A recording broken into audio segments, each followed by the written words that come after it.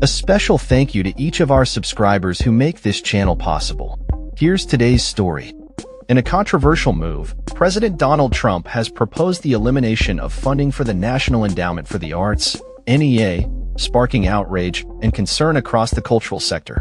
The NEA, which received an appropriation of $207 million in the previous fiscal year, has been a critical source of support for arts organizations nationwide. Recent reports indicate that several groups are already facing the fallout from this decision, with some grants being rescinded even as productions are set to open.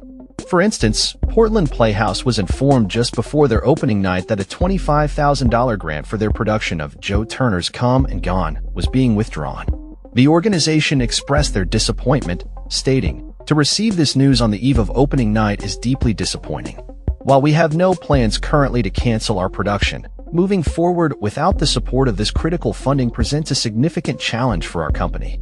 This sentiment is echoed by arts organizations across the country, which are grappling with reduced support at a time when community, connection, and cultural expression are more vital than ever. The NEA has also shifted its grant priorities to focus on projects related to the 250th anniversary of the United States and has canceled the Challenge America program, which aimed to extend the reach of the arts to underserved communities. Trump's previous budgets had repeatedly called for the elimination of NEA funding, but Congress consistently ignored these proposals, resulting in steady increases in NEA funding during his first term. However, his latest budget proposal not only calls for the elimination of NEA funding but also targets the National Endowment for the Humanities and the Institute of Museum and Library Services.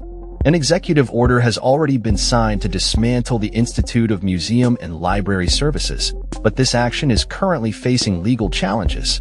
A federal judge has temporarily blocked the administration's efforts, highlighting the contentious nature of these proposed cuts.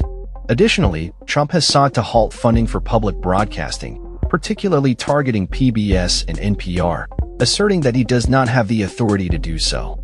The Corporation for Public Broadcasting, which oversees these public media outlets, is currently weighing its legal options in response to the administration's actions.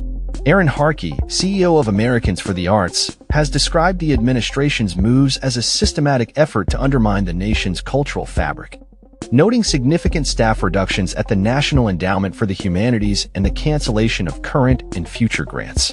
As the cultural landscape continues to shift under these proposed cuts, the impact on arts organizations and their ability to serve communities remains a pressing concern.